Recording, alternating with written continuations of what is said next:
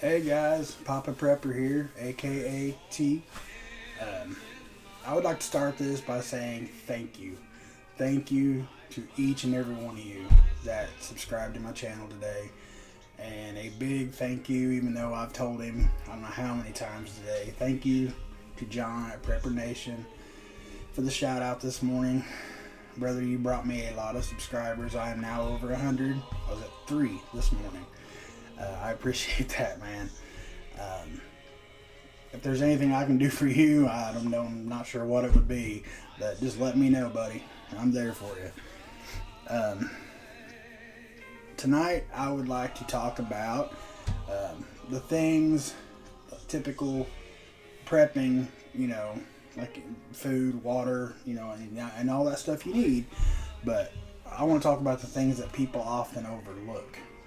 And I'm talking about, even bugging in, which that's kind of what I'm going to stick with tonight, again, is bugging in, because, like I said previously, you do not want to bug out unless it's, the only option you have to, for your family to be safe. Then by all means, yes, hit the road. But, if you're good where you're at and you're in no immediate danger, bugging in is what you need to stick with. But I want to talk about the things that people often overlook until it's too late. I'll start off with your important documents, like your identification, your birth certificate, your social security card, the deed to your house, if it's bought and paid for or whatever, the title to your cars, whatever you have that shows who you are, where you're from, and what is yours. Make sure you have that on you. Put it in some kind of waterproof bag or box, something small and light, but waterproof, that you can keep in your bug out bag or, stashed somewhere where you can get to it. You definitely want to have that for you, your spouse, your children, anybody that's in your household. Make sure you have copies of that stuff. And tonight I have music playing in the background. If you guys want to comment, if it's too loud, I can do away with it on the next video. It just, music calms me and lets me kind of just relax and focus on what I'm doing. So either way, I can do with it or without it. Another thing is books, like manuals, how-to guides, things like that. We can watch all the,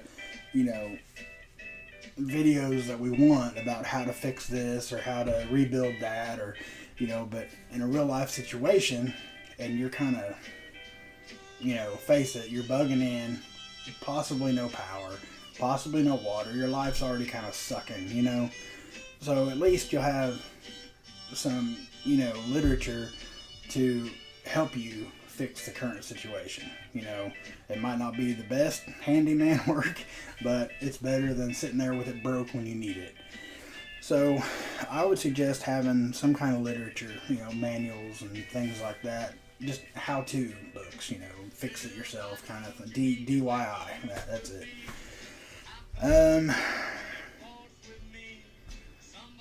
A lot of folks don't think about until it's too late. It's how you're going to wash and dry your clothes. You can only be fresh for so long. You only got so many clothes to go through. So, you can buy manual washing machines. They have them that works by a foot pedal, and they also have them where you do it, with your hands. But a lot cheaper, you can get a brand new bucket and a brand new plunger, and put your clothes, some cold water, hot water, whatever you want to wash in, and laundry detergent, and work that plunger up and down, and it'll agitate and it will clean your clothes. Some people will put water and soap in the bottom of their bathtub and put the laundry in the bathtub and just work it with your feet, walk back and forth. It takes a minute, but it does get your clothes clean.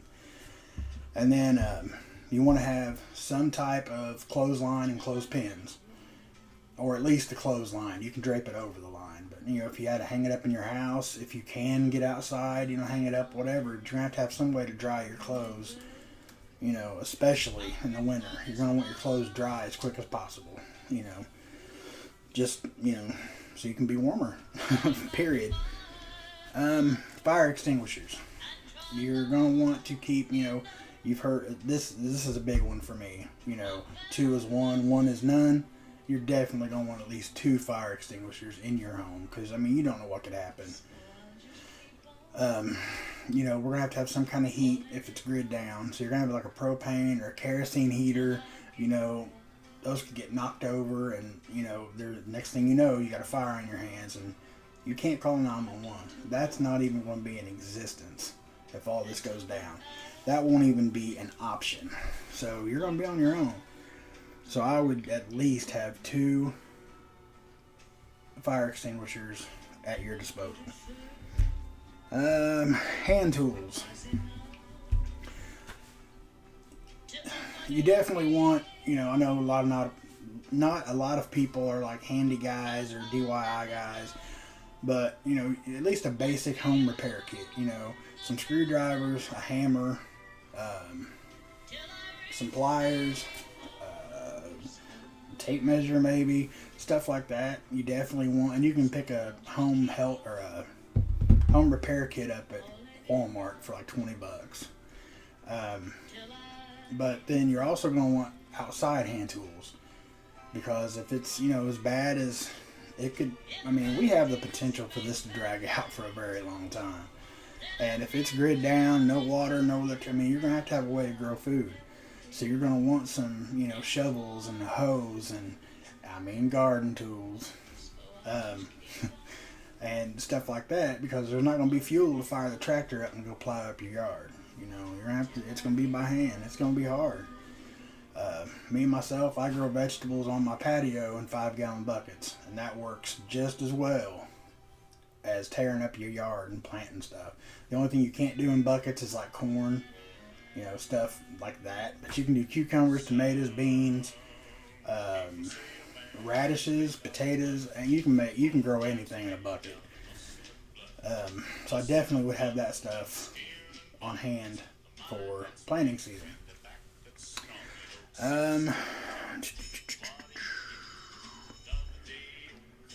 Definitely you'll want some vitamins and